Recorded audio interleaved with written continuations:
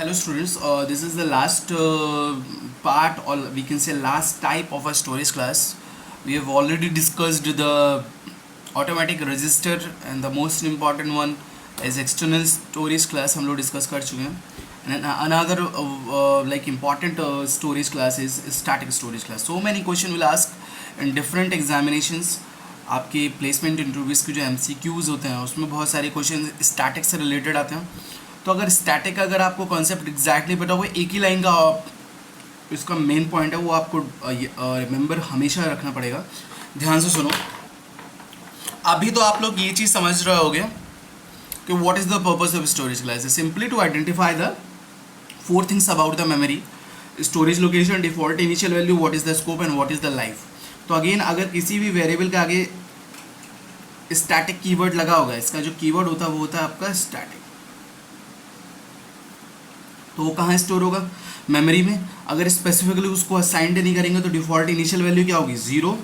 Scope you know variable what is the local to the block in which the variable define. अगर कोई variable statically defined हुआ है तो उसका जो स्कोप होगा, मतलब हम उसको यूज़ जो है विद इन अ ब्लॉक ही कर सकते हैं, आउटसाइड द ब्लॉक या किसी अनदर फंक्शन में या फिर किसी अनदर फाइल में उसका यूज़ नहीं कर सकते हैं.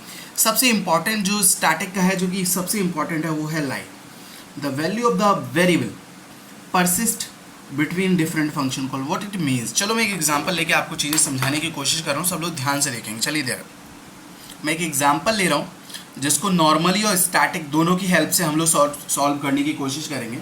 मान लो कि ये आपका एक फंक्शन है void main. ठीक है, आप लोग हेडर फाइल्स जो अगर रन कराओगे तो हेडर फाइल्स वगैरह तो आप लोग खुद भी लिख सकते हैं. और मैंने क्या किया, इस फंक्शन में एक फंक्शन का नाम बनाया +1. मान लो +1 एक फंक्शन का नाम है. +1 जैसा कि नेम सजेस्ट कर रहा है, हर बार ही हमें ओरिजिनल वैल्यू में +1 कर देना, नथिंग एल्स. ठीक, एक और +1, सिर्फ कॉलिंग कर रहे हैं और कुछ नहीं. फिर एक और +1. ठीक है, और कहीं ना कहीं मैंने इस ब्लॉक को क्लोज किया.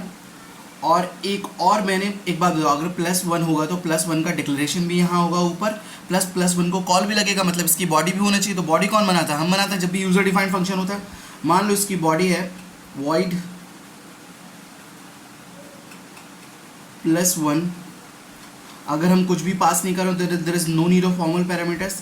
Same as it is. ये आप यहाँ क्या करते हो? डिक्लेरेशन करते हो void +1. This is declaration, this is calling, this is definition. अब मैंने एग्जैक्टली क्या किया, एक वेरिएबल लिया, ध्यान से देखना, एक नॉर्मल वेरिएबल लिया. नॉर्मल वेरिएबल बाय डिफॉल्ट क्या होते हैं? ऑटोमेटिक होते हैं. ठीक, और मैंने कुछ ऐसा किया, प्रिंट एफ, मैं %d प्रिंट करा रहा हूँ और डायरेक्ट लिख रहा हूँ x++. ठीक है, तो समवेयर एक बात बताओ, मेरा कहने का मतलब एग्जैक्टली क्या होने वाला है. अगर इस प्रोग्राम को आप एग्जीक्यूट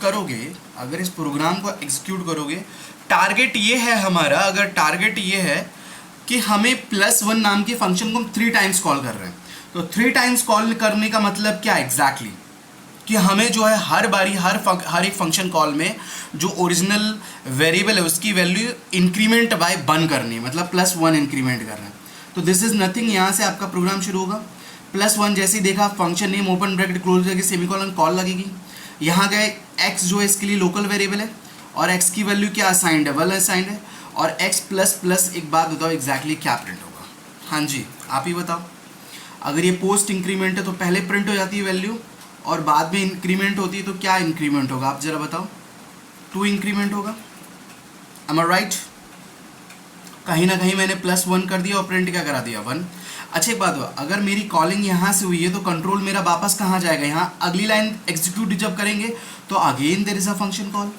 अगेन एक खास बात ये है, अगर ध्यान से दो, कि अगर मैं इस ब्लॉक को दोबारा एग्जीक्यूट करूँगा तो x की वैल्यू अगेन 1 हो जाएगी. हमारा टारगेट ये था कि 1 2 3 हमें करना था, लेकिन अगेन 1 हो जाएगी. तो अगेन 1 होगा तो अगेन वैल्यू क्या प्रिंट होगी? 1. और अगेन ये वैल्यू क्या हो जाएगी? 2. फिर अगेन कंट्रोल यहाँ वापस जाएगा, यहाँ से फिर कॉल करूँगा, फिर x की वैल्यू क्या हो जाएगी? 1. और फिर से क्या बन जाएगा? प्रिंट. और फिर से क्या हो जाएगा? 2. Again control over. यहाँ से प्रोग्राम आपका ओवर है. मान लो यहाँ गेट ch लगा हुआ. This is your end of your programme.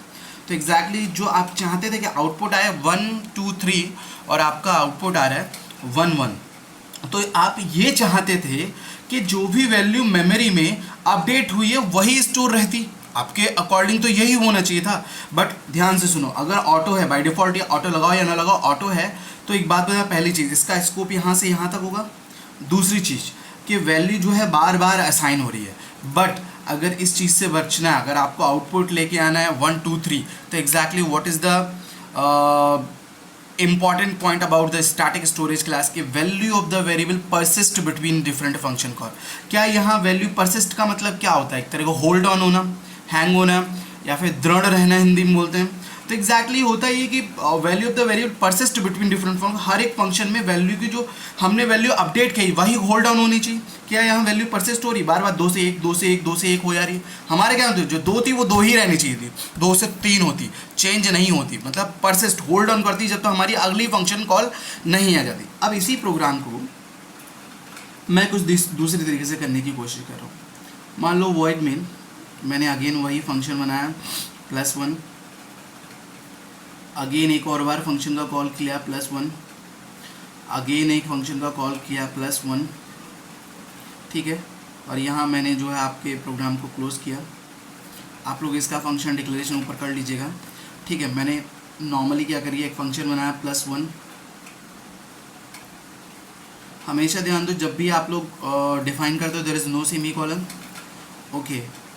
Int x1 अभी तक ये क्या है, नॉर्मल वेरिएबल है, ठीक। अगर मैं इसके आगे स्टैटिक लगा लेता हूँ तो ये स्टैटिक वेरिएबल में, स्टैटिक का यूज़ अभी क्या फ़ायदा होने वाला है ध्यान से देखना। printf %d x++, एग्जैक्टली देखो क्या होगा। कंपाइलर यहाँ से शुरू करेगा, +1 होते ही कॉल लगने वाली है, x के लिए मेमोरी बनेगी। अब x के लिए जो मेमोरी है आप ध्यान सुनो, x++ पोस्ट इंक्रीमेंट पहले वैल्यू प्रिंट हो जाएगी 1 और बाद में इंक्रीमेंट होगी 2, ठीक। अगेन इस फंक्शन से कंट्रोल वापस कहाँ पहुँच जाएगा, यहाँ पर। अगेन देखा, अगली लाइन एग्जीक्यूट करी तो अगेन फंक्शन को कॉल किया। तो खास बात ये होती है कि जो स्टैटिक होता है वो इसकी जो x की अपडेटेड वैल्यू होती है उसको होल्ड करके रखता है, ना कि बार बार अगेन असाइन करता है। तो इस समय अपडेटेड वैल्यू क्या है 2, तो ये 2 को ही परसिस्ट करेगा। तो यही मतलब है कि value of the variable persist between different function call, अगली फंक्शन कॉल में इसकी वैल्यू परसिस्ट करेगी। ये चीज़ आप ध्यान से समझ लो, इतनी बात समझ में आ रही है? ओके, तो ध्यान से देखो,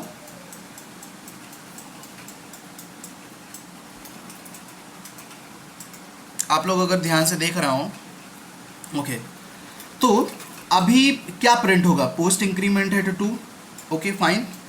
और उसके बाद अगर पोस्ट इंक्रीमेंट के बाद कंट्रोल वापस कहाँ जाएगा, मेन पे जाएगा। मेन पे जाने पे बाद, मेरी बात ध्यान से आप लोग सुनोगे, अगर मेन पे कंट्रोल जाएगा अगेन अगली लाइन एग्जीक्यूट करोगे, again function calling. Function calling तो स्टैटिक का मतलब ये नहीं कि 1 बार बस होगा, जो इसकी लेटेस्ट अपडेटेड वैल्यू है, जो लास्ट टाइम जो थी उसी को होल्ड करके रखेगा। जब हमने 2 पढ़ाया था तो ये वैल्यू कितनी हो गई थी, 3 हो गई थी। ये बात समझ में आ रही है? तो एक बात बताओ, इसे ये 3 ही तो पड़ेगा, बात समझ। देखो पहली बार वैल्यू क्या प्रिंट हुई 1, वो 2 करके वापस चला गया। फिर दूसरी बार में वैल्यू क्या पड़ी 2, वो 3 करके वापस चला गया। जब तीसरी बार में आओगे तो क्या प्रिंट करोगे, 3 प्रिंट करोगे। क्या प्रिंट करोगे, 3 प्रिंट करोगे और वैल्यू को इंक्रीज करके क्या कर दोगे, 4 कर दोगे। बट कंट्रोल जब वापस जाएगा तो आपका प्रोग्राम टर्मिनेट हो चुका होगा, आउटपुट क्या आएगा 1 2 3। ये बात आपको डेफिनेटली समझ में आ रही होगी। मीन्स ऑटोमेटिक में क्या होगा, हर बार में ये स्टेटमेंट एग्जीक्यूट होगा, जो प्रीवियस वैल्यू होगी वही अपडेट होगी। बट स्टैटिक में होगा वैल्यू जो है परसिस्ट करेगी, मतलब जो अपडेटेड वैल्यू वही मेमोरी में होल्ड होगी, ये नहीं कि बार बार पुरानी वैल्यू आ जाए। This is the only difference between the static and the auto keyword. तो this is the example of a static. Means if you want to like, आप ये चाहते हो कि कोई काम बार बार हो, पुरानी वैल्यू सेव रहे, तो आप स्टैटिक उस वेरिएबल के आगे लगा दो तो पुरानी वैल्यू आपकी सेव